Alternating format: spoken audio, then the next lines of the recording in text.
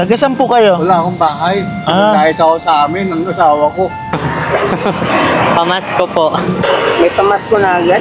Opo, pamasko na agad. Salamat ha. Sige po, thank you po. 10% lang kami. Po? 10%. 8% ng benta nyo? Sige po. Thank you.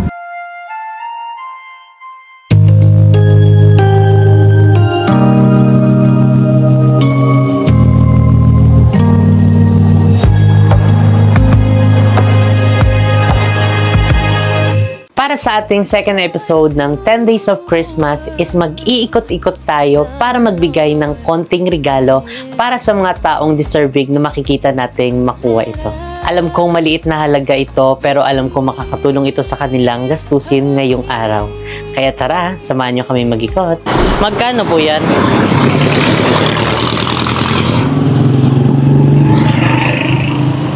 Ano po mga flavor? Mangga keso po. Po?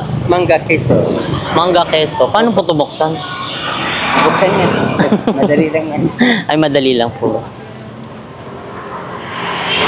Ayan. Ito po yung mangga, ito po yung keso. Or baliktad. Ito mangga. Tapos ito po, yung keso. Saan Magkano nilagyan po natin? yan?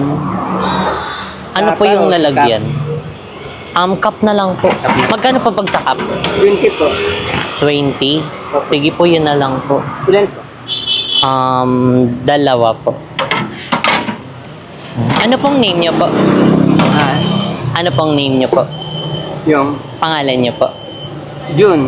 Kuya Ay, June. Kuya June. Ay, matagal na po kayong nag-ice cream po.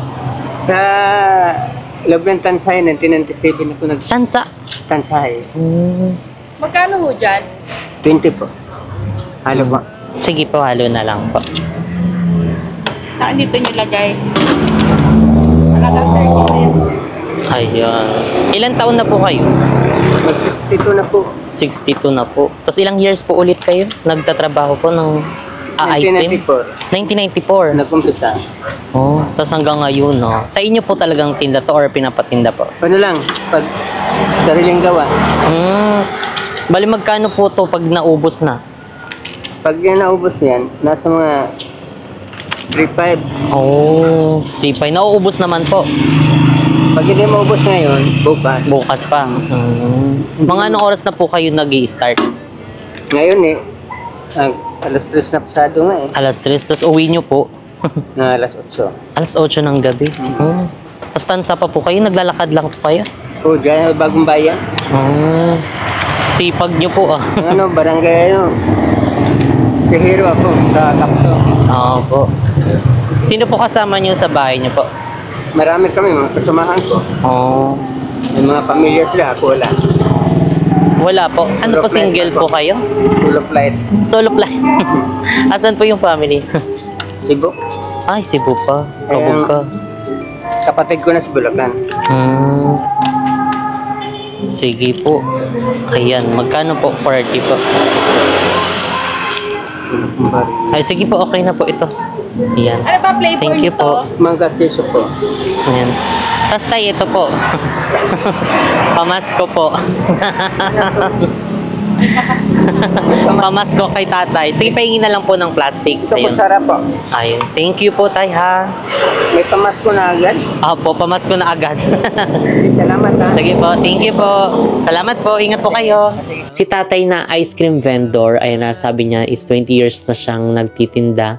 Ayan, so kalain nyo yun, di ba? Talagang 2 dekada yun and hindi rin biro yun dahil araw-araw siya nagtitinda and nabanggit nga niya na yung pamilya niya is nasa Cebu. Ayan, so sabi nga niya is solo flight siya.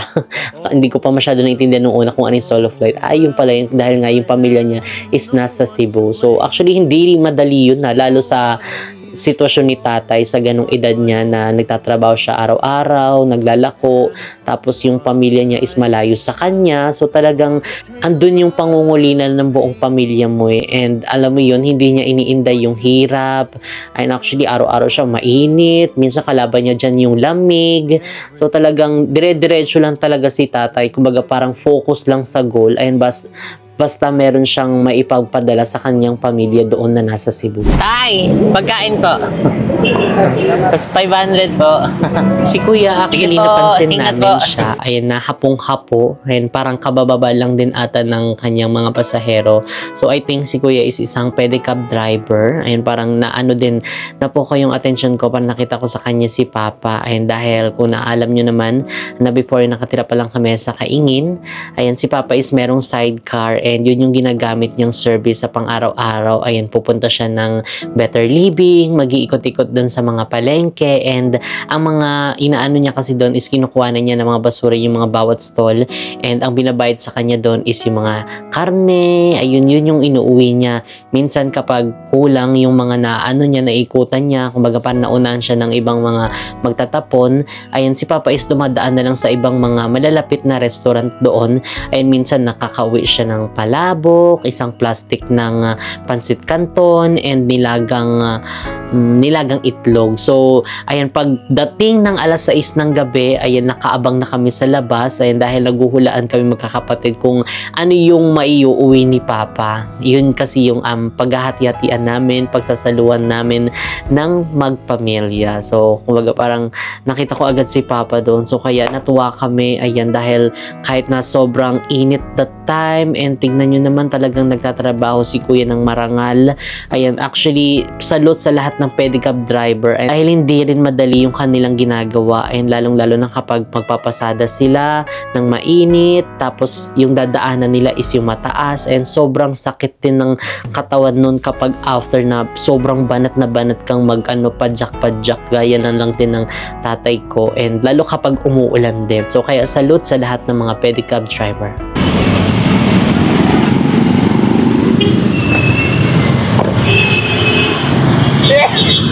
Ito po, kumain na po kayo? Di pa kayo kumakain? Salamat. Ito po. Salamat. Welcome po. Padagdag nyo na po pang gastos nyo. Salamat. Okay. Thank you po. Salamat.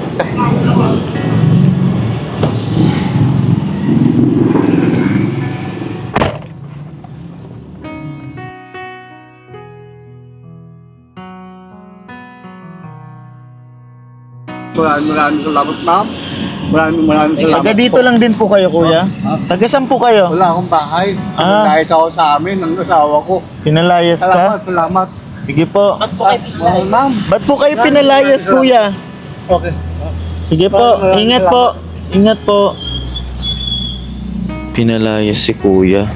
Ano kayang reason kung bakit siya pinalayas? Nagulat ako kasi biglang pumatok dito si kuya, tumayo siya, no? Parang may deeper na na anong tawag dito? Basta may deeper story kay kuya. Si tatay, ayun, actually napansin namin siya, and actually bibili lang sana kami sa 7-Eleven, and naghahanap kami ng parking boy dahil ang hirap mag-parking doon sa area na yun, and dahil medyo highway siya, so kailangan sana namin ng mag-a-assist, ganun, and dahil nga ikinaya naman ni Mo, ayan, ang pagpa-parking, ayan, napansin namin si tatay, ayan, na malalim yung iniisip, ayan, natulala siya. So kumbaga parang naawa kami kay tatay, so kaya binigyan namin siya ng pagkain at saka ng konting panggastos niya, and sobrang sobrang thankful siya doon sa binigay namin, and lalo pagbalik namin ng sasakyan, ayun, hinabol niya kami doon, tapos sobrang pagpapasalamat niya, and nabanggit niya pa na pinalayas daw siya ng asawa niya sa bahay nila. So talagang parang yung puso namin doon, sobrang naano kami kay tatay, naawa kami dahil nga syempre may edad na rin si tatay, and syempre matutulog siya sa kung saan dyan na yung sa tingin niya safe, and hindi namin alam yung totoong istorya ng kung bakit siya pinalayas, kung bakit sila nagkaaway, ayun, pero pinagdarasal namin si tatay, ayan, na nasa mabuting kalagayan siya ngayon, ayan, na sana is magkapatawaran sila, ayan, manaig sa puso nila yung pagmamahalan at pagpapatawaran dahil nga magpapasko, diba? Syempre mas masayang mag-celebrate ng Christmas na buong pamilya, and walang kaaway, ayan, na puro pagmamahal lang ang nasa puso. So pero tinatry namin namin mga seswang invest namin na balikan si tatay at i-extend ang aming tulong. And dahil nga sobra yung pagkaano namin kay tatay, kahit na sobrang konting oras lang ng chikahan namin, and actually hindi nga chikahan yun, kumbaga parang nagbigay lang siya ng parang status niya na parang pinalayas ako ng asawa ko. Ganun, so naawa kami kasi inisip namin, pinalayas siya ng asawa niya, bakit siya pinalayas? Saan siya matutulog?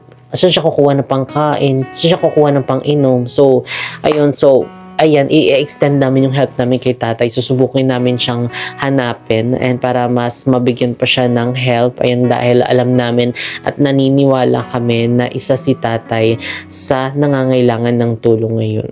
Matibay po yan? 250 ito, ma'am. 250? 350 to. Ito. Dalawa po? Hindi, isa. 250 ito. Yung matibay po, ano po yung matibay? Ito po. 350. Ayun, yung ganito po magkano po? Okay po. 250. Kayo po gumagawa na ito? Hindi naglaan ko. Bango nito eh.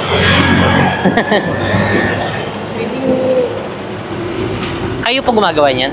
Hindi, yung amo namin. Taga-tinda lang kami. Taga-tinda. Magkano naman binibigay sa inyo, kuya? 10% lang kami. Po? 10%. 8% ng benta nyo? So, sa Hindi naman po kayo nasi zero, no? hindi mo. May benta naman talaga. Virtual lang kami sa kanya. Sige nga po, isang ganyan, tapos isa dito. May plastic po kayo. Matagal ka na kuya nagtitinda dito? Ilang taon po? 5 taon lang? 5 taon na. Kasi nito, pwesto mo talaga siya? Oo. Mabog ka, nadadaanan ng mga tao. Yan lang ako nauwi naman. Dito ka lang po nauwi. At least malapit lang. Taga dyan lang din po yung may-ari po. Hindi. Yung iniiwan yung palda. Oh. Yung kasi yung mami ko dati. Dyan. Nag-Paris ako dyan. Yung may-ari ng Paris, police. Malis na ako sa Paris kaya Naganto ka na lang. Mas okay naman to. Compare sa Paris mo. Yung kita. kasi 300 lang ako dyan isang araw eh. Dito po nakakamagkano ka? Dito magkakalimutan ka. 500 na. Yun ay po yung pinakamataas niyo po. 400. 400. 300 lang. Sige po, magkano po? 550. 550. 350. Magkano po? 600. Pa? 600. 600. Ito po, 600. Tapos sa'yo na to kuya. 1,000. Fresh mo lang. Merry Christmas agad. Merry Christmas. Pagkain mo din. Thank you, ma'am. Salamat po. Thank you po, kuya. Si kuya, actually, sabi niya, before daw is nagtitinda siya ng pares. Ayun, dahil nga medyo kinakapos siya. And yung sinusweldo niya doon is hindi sapat. Ayun, sa kanilang pang-araw-araw na pangangailangan is kaya naisipan niya na parang pumasok doon sa trabaho na pagtitinda ng mga walis. Ayan, yung mga kagamitan sa bahay. And yung may-ari din noon is malapit lang din doon sa kanila. So, kaya parang medyo madali na lang dahil parang kaibigan din ata ni kuya yung nagpapatinda sa kanya. And yung sinasahod niya doon is parang porsyento ng mga tinitinda niya, yung mga nasusold niyang mga kagamitan. So, doon daw is medyo kahit papano is kumaga parang natutustusan naman yung kanilang pangangailangan. And kaya na namin si kuya, natuwa kami dahil nakita namin dahil doon din sa inikutan namin is medyo traffic din. So nakita namin si kuya, meron siyang customer and parang pangiti-ngiti. So nakikita namin sa kanya na kahit ganun yung niya, sitwasyon niya is talagang enjoy pa rin siya sa kanyang ginagawa sa pagtitinda and talagang makikita mo na happy siya sa kanyang ginagawa. So kaya parang napabilib kami. So, napahinto agad kami. So, ayun, isa siya sa mga binigyan natin ng konting regalo.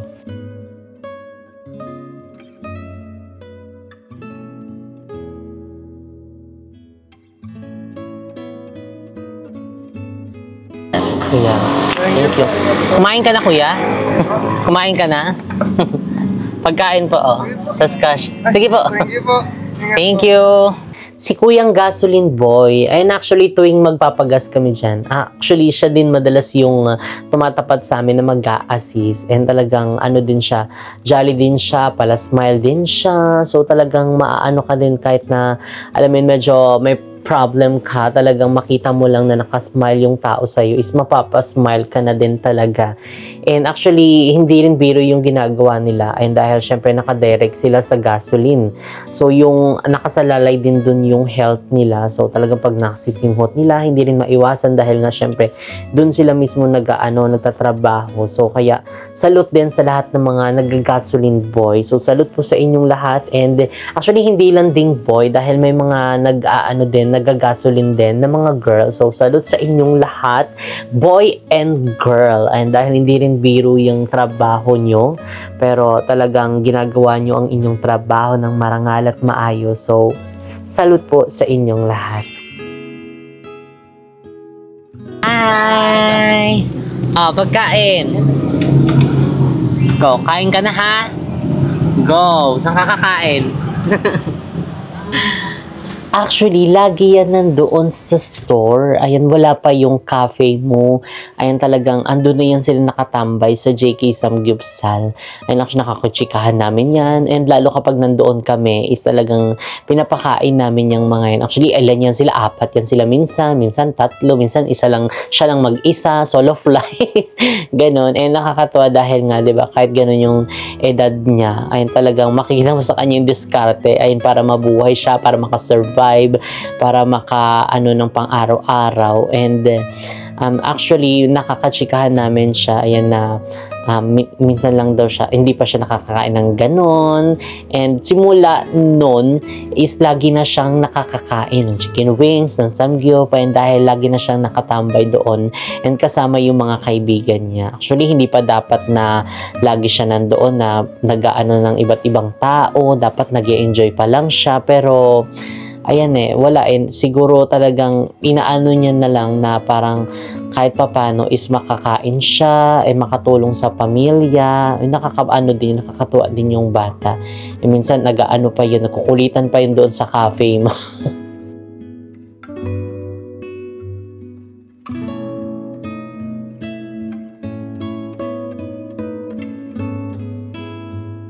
Naalala namin sa kanila yung maglolo, ayan na tinulungan namin before, ayun doon sa aming first branch, which is dito sa 13. Ayan si Tatay Roberto and Junessa. Ayan, actually, sobrang na-inspire kami doon dahil nga sila is naglalako ng turon. Umaga pa lang no, nag-ask sila sa amin kung magkano yung samgyup. And sinabi namin na 199. Tapos sabi nila, sige po, babalik kami dahil nga syempre, hindi pa daw sila nakakain. Then, nabigla kami nung bumalik talaga sila at merong daladalang 199 na puro barya. So, talagang hindi na namin kinuha yung bayad nila. So, talagang pina-experience na lang namin sa kanila yung kumain ng samgyup. Ayan, sobrang, dahil nakakatuwa din naman sa puso dahil na-touch din kami. Alam mo yun, talagang nag-effort pa sila na bumalik. Ayun, imbis na sana, iuwi na lang nila. Tapos, bumili na lang sila ng ulam. So, talagang, nakakamiss din.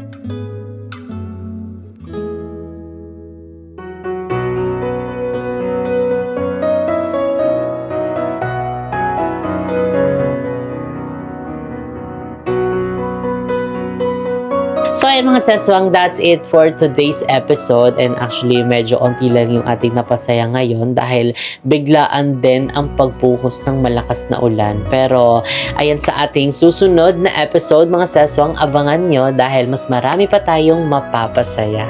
So ayun mga seswang, kita-kits tayo tomorrow. Every 5 PM po kami nag-upload Philippine time. So ere-erecho na yun mga seswang hanggang December 25. So ayun mga seswang, kita-kits tayo tomorrow. Bye! Good night!